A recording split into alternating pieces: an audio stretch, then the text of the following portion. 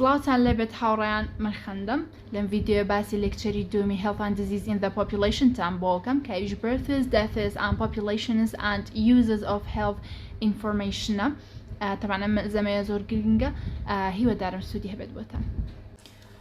مەلزەمەی دووەم باسی لەدایکبوون و مردنەکات لەگەڵ population دانیشتوان و هەروەها uses of health information بەکارهێنانەکانی زانیاریە تەندروستیەکان. بەگشتیە مەلزەمەی باسی ئامارەکە سێنساس و لەدایکبوون و مردن پەیوانەکردن لەدایکبوون و مردن باشە. کەواتە to be able to describe how health information is used to بووی بتوانین وەسفی ئەو بکەین کە چۆن زانیاریە تەندروستیەکان بەکار بهێنین. یەکەم جار ئەبێت چی بکەین؟ identify health and healthcare needs ئەبێت تەندروستی و پێویستیەکانی چاودێری تەندروستی دیاری بکەین. monitor trends and diseases دیاریکردنی گەشەکردن و گۆڕانکاری لە نەخۆشیەکانە و monitor performance in healthcare دیاریکردنی شێوازی چاودێری تەندروستی and the contentious issues associated with the use of health information و هەروەها ئەو کێشانەی کە پەیوەستە بە بەکارهێنانی زانیاریە تەندروستیەکان. یەکەمیان demographic data. خۆی demographic data چی ئەگرێتەوە؟ ئەو زانیاریانە ئەگرێتەوە کە چین؟ ئەیجا، جەندەرە، socio-economic information ئەو شوێنی کە لەی ئیشەکە geographic data ئەگرێتەوە ئەم جۆرە شتانە ئەگرێتەوە باشە. کەواتە یەکەم A census. The simultaneous recording of demographic data by the government at a particular time pertaining to all the persons who live in a particular territory. کەواتە بریتە لە چی؟ سنسس بریتە لە چی؟ لە تۆمارکردنی demographic data لەلایەن حکوومەتەوە لە کاتێکی دیاریکراوە کە تایبەتە بە هەموو ئەو کەسانی لە ناوچەیەکی دیاریکراوە ئەژین. باشە؟ کەواتە پێناسەی سنسس زۆر گرنگە بۆ ناسینەوە. Data are collected at enumeration district level about every household and every member of each household. کەواتە داتاکان چۆن کۆلێکتەکرێت لە ئاستی ناوچەیی داتاکان ئەژمارەکەین تۆمارەکەین ئەبێ هەموو بووی بزین ئەو ناوچەیە چەند خێزانی تایە و هەر خێزانێکیش لە چەند ئەندام پێکاتوە باشە. The information relating to individuals is confidential and cannot be used for sampling. ئەو informationەی کە لە هەر تاکێک وەرەگیرێ confidentialە و ناکرێ بەکاربهێنێت بۆ هیچ سامپلینێک. Essential features بزانین فیچەرەکانی سنسس چییە؟ United Nations چوار فیچەری سەرەکی بۆ سنسس داناوە. ئەم چوارن باشە. کەواتە یەکەمیان چه each individual is enumerated separately. The characteristics of each person within the household are recorded separately. کەواتە هەر تاکێک بە تەنیا هەژمارەکرێ و تایبەتمەندیەکانی هەر تاکێک لەناو ئەو خێزانەیە بەجیا هەژمارەکرێ. The census covers a precisely defined territory and includes every person present or residing within its scope. کەواتە سنسس بە تەواوەتی کەڤەری چەکە بە تەواوەتی بوردی کەڤەری ناوچەیەک ئەکا و هەموو ئەو کەسانە ئەگرێتەوە کە لەوێ نیشتەجێن یان لەوێ ئەژین باشە. The housing census should include every type of building and living quarters. کەواتە جۆرێکی housing census جۆرێکی سنسەسە چی ئەگرێتەوە؟ هەموو جۆرێکی building هەموو جۆرێکی خانوبەرە ئەگرێتەوە. سێم خاڵیش each person and each type of building and living quarters is enumerated with respect to well-defined point of time. کەواتە هەر کەسێک و هەر جۆرێکی خانوبەرە هەژمارەکرێ بەپێکی بەپێی لەگەڵ ڕێزگرتن لە کاتەکە. پێم وا بێ ئاوایە. The census چوارم دانیان the census is taken at regular defined intervals usually every 10 years. کەواتە سنسس بە شێوەیەکی ڕێکوپێک هەموو 10 ساڵ جارێک وەرەگیرە یان بەپێی هەر شوێنێک ئاوا خۆیان کاتەکەی دانێن بوونە 5 ساڵ جارێک 10 ساڵ جارێک ئاها. بۆیە ئەم فیچەرانەی سنسسیش زۆر گرنگە بیزانن. اینجا types of census information جۆری ئەو زانیاریانەی کە ئێمە لە سنسسا بۆ سنسس وەری ئەگرین باشە. نۆدانەیە. یەکەمیان چییە؟ individual residents aged 0 to 100 or over. کەواتە تاکەکان هەر تاکێک کە تەمەنی لە چەنایە لە سفرەوە هەتا سەر و 100 ساڵیشە. Households include these families and unrelated adults. هاوسهۆڵدەکان خێزانەکان ئەو کەسانی کە بەیەکەوە ژین چێگرێتەوە خێزانەگرێتەوە یان ئەو کەسانی کە بە تەنیا ژین. workers ئەوانی کە ئیشیان هەیە ئەوانەی کە ئیشەکەن. housing and related facilities خانوبەرە و ئەوانەش هەژمارەکرێت. پێنجەم دانا basic population characteristics including age, gender, marital status, household composition, family characteristics and household size. کەواتە basic population characteristics تایبەتمەندیە سەرەکیەکانی دانیشتوان چی و چێگرێتەوە؟ تەمەن ئەگرێتەوە، gender ئەگرێتەوە، marital status باری هاوسەگیری ئەگرێتەوە، household composition ئەو خێزانە لە چی پێکاتووە، پێکاتەکانی خێزانەکە چین، family characteristics تایبەتمەندی خێزانەکە and household size سایزی هاوسهۆڵدەکە مەبەستیەوەی کە لە چەند کەس پێکاتووە. باشە. economic measures including labor force, participation, occupation, place of work ئەمەش چی ئەگرێتەوە؟ مێژەرینگی ئیکۆنۆمی ئابووری چێگرێتەوە، شوێنی کارەکەی چییە، ئاستی دەسەڵاتەکەی چییە، اینجا ئایا خوێندکارە یان ئەوەی مامۆستایە ئیتر بۆ شێوەیە ئەم زانیارانە وەرەگیرە. geographic and migration information زانیاری جیۆگرافی و هەروەها ئەو زانیاریانەی کە بەهۆیەوە کەسەکان لە شوێنێکەوە ڕۆشتون بۆ شوێنێکی کە. questions on place of birth کاتە لەم جۆرە زانیاری وەرگرتنە چ پرسیارێکە کرێ ئەو پرسیارێک کە لەکوێ لەدایک بووی، زیاتر لەکوێ ئەژی، duration of residence تا چەندێک لەوێ ژیاوی and prior place of residence allow planners to examine population movements. ئەمەش چییە کە ئەمەش یارمەتی ئەو کەسانە ئەیە کە پلان دانێن کە چی بکەن population movement تعقیب بکەنەوە. خاڵی هەشتم some countries also collect information on births and deaths. هەنێ شوێن هەیە زانیاریش دەربارەی لەدایکبوون و مردن کۆکەنەوە بە تایبەتی لەو شوێنانەی کە سیستمێکی ڕێکیان نییە بۆ تۆمارکردنی ئەم ڕووداوە گرنگانە. خاڵی نوێم information on building زانیاری دەربارەی خانوبەرە و هەروان سلایدا Iraq census زۆر گرنگ نییە پێویست ناکە بیخوێنەوە دکتۆرەکەش وتی بەس بۆ بەرچاوڕوونیە. uses of census data بزانین census بۆچی بەکارێنین. یەکەمیان projections and estimates of population size بۆ کردنی پرۆژێ و هەروە سەنگاندنی سایزی دانیشتوان. trends in population characteristics گۆڕانکاریان گەشەکردن لە تایبەتمەندیەکانی دانیشتوان.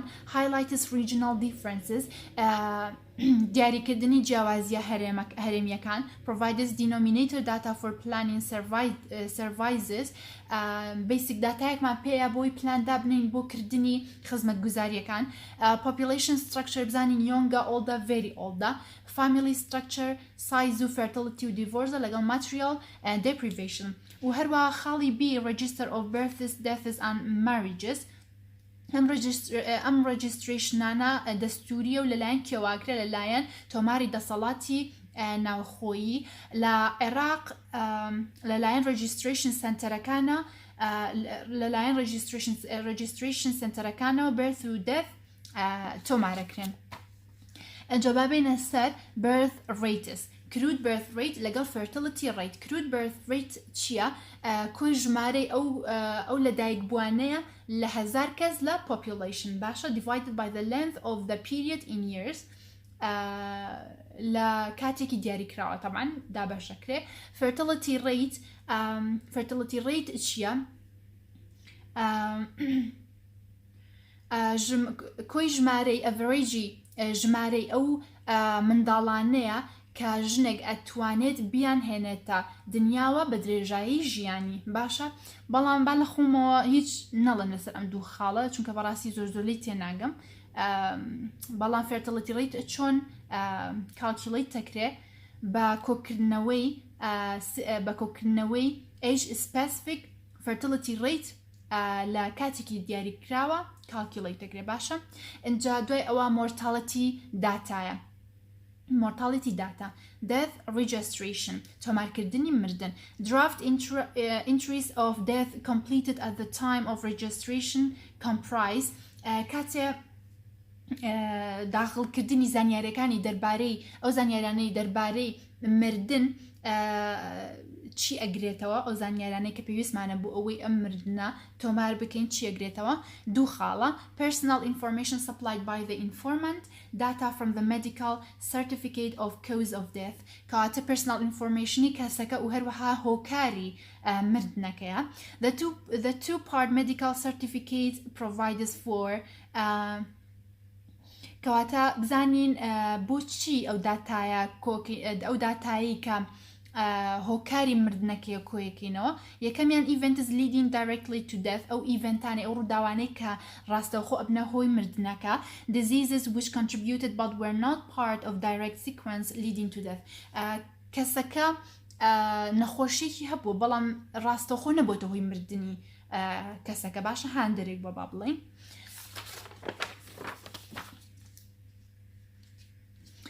لێرەش 6 جۆری mortality rate هەیە. باشە یەکەمیان crude death rate. crude death rate چییە؟ is a mortality from all causes in a given time interval for a given population. زۆربەی کات هەر 1000 کەسە. باشە کەواتە mortality crude death rate چییە؟ بریتیە لە ڕێژەی مردن کە بە هەموو جۆرە هۆکارێک دروست بووە لە ماوەیەکی دیاری کراوە for a given population. باشە لە populationێکی دیاری کراوە. باشە طبعا ئەو هەزارە زۆر گرنگە بێ بیزانی, یعنی مانە هەمووی گرنگە بێ هەر بیزانی.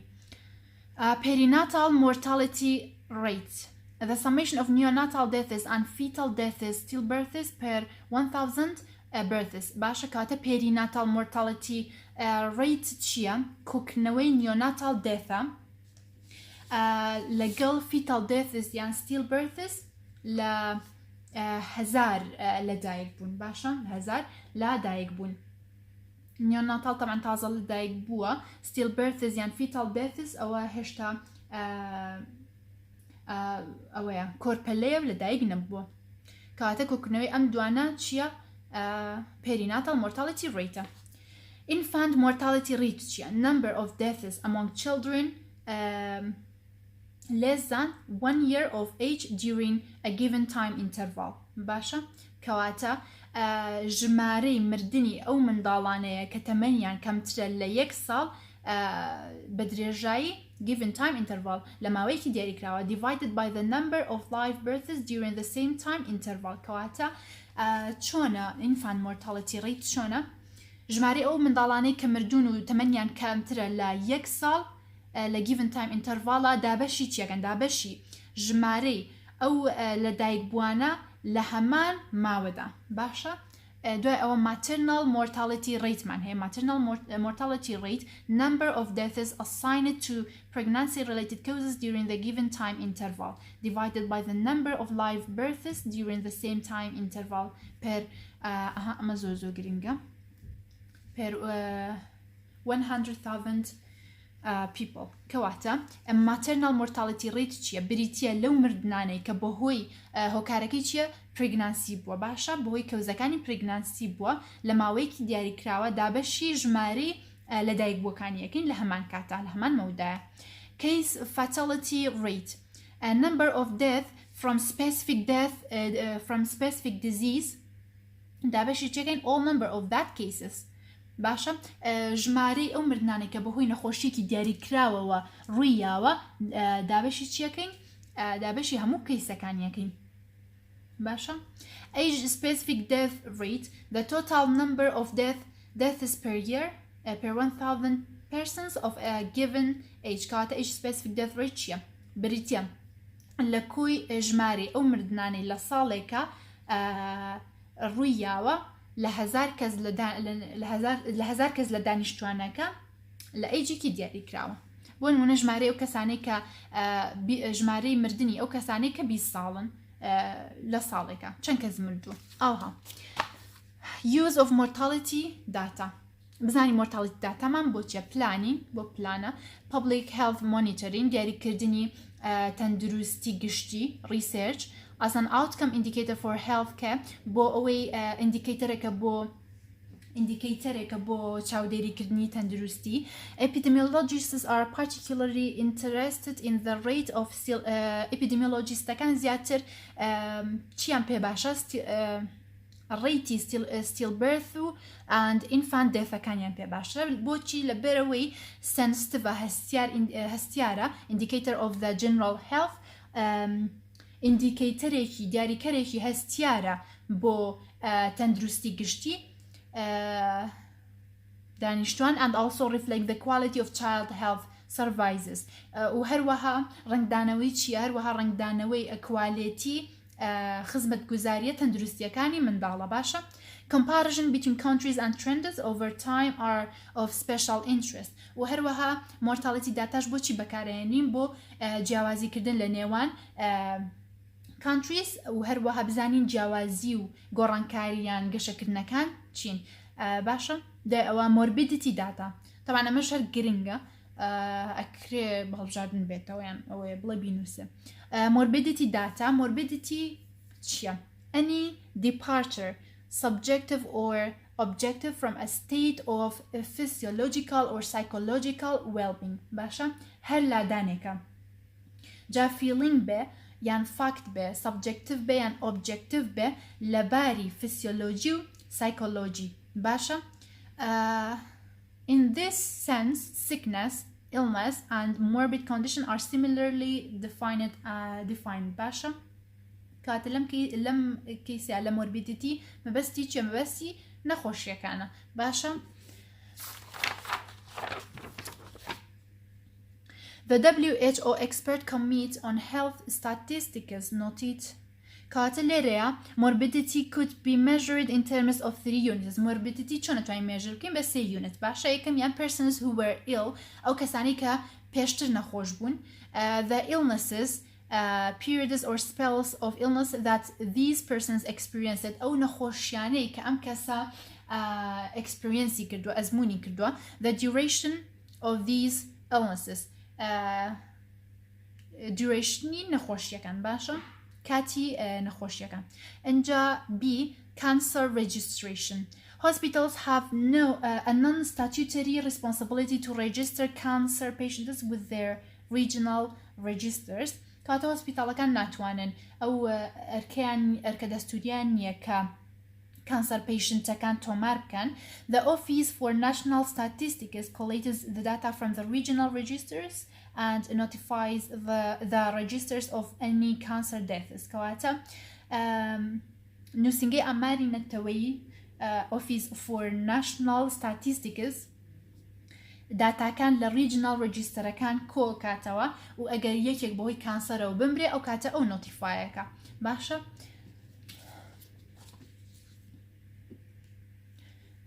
uses of cancer registration زانین بۆچی cancer registration گرنگە epidemiological studies طبعا بۆ research both descriptive and hypothesis بۆ هەردوو جۆرەکە testing management planning of services for prevention and care managemenتی plan و managemenتی ئەو خزمەت گوزاریانە بکەین کە بۆ ڕێگریکردن بەکارهێنرێ healthcare research evaluation of screening program studies of survival from malignant disease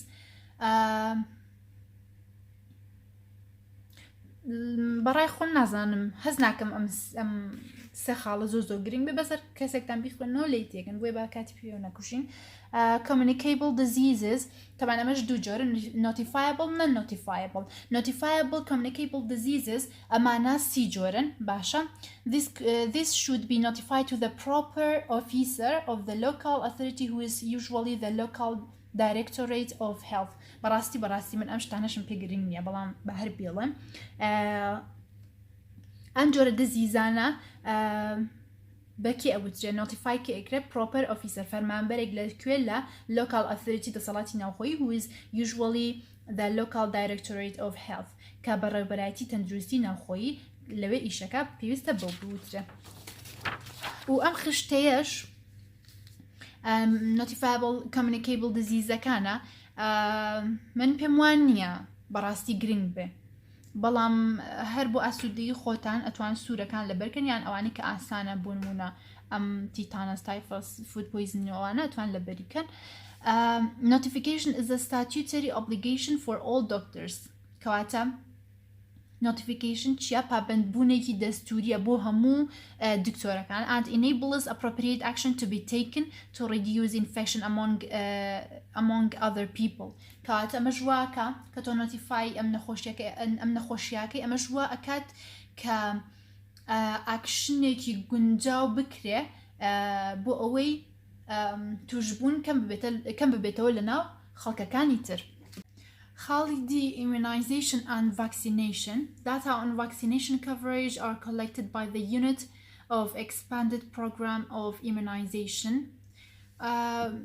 Data دەربارەی vaccination coverage یعنی تا چەندێک ڤاکسینەکان بەکارهێنراوە لەلایەن کێوە کۆکرێتەوە لەلایەن EPI unitەوە کۆکرێتەوە لە هەموو health facilityەکان to the preventive health department. دوای ئەوە ئەدرێ بەچی preventive health department.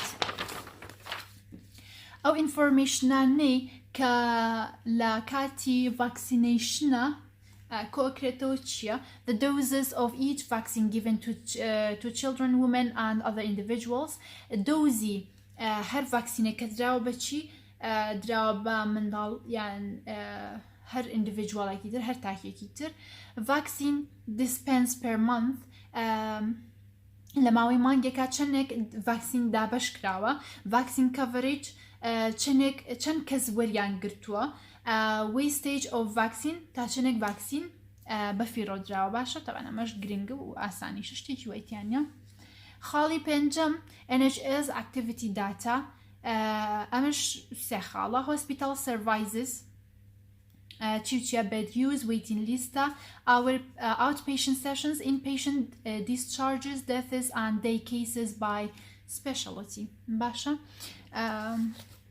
اینجا دوای ئەوە primary care services خزمەتگوزاریە سەرەتاییەکان prescriptions ڕەچەتەیە items of service targets for cervical cytology, immunization and vaccination, periodic national studies and GP morbidity. دوای ئەوە methodological issues لێرەیە هەر ئەم ڕەشانە لەبەرکی بەسە بەڕاستی هەرانە لەبەرکی بەسە لێرەش هەیە ئەوە ئەو دوانە و لێرەش سیان ئەوانە لەبەرکی بەسە و هەروەها ئەمەش ئەدڤانتیجەکانی ڕۆتین داتایە و ئەبێ لەبەریکەی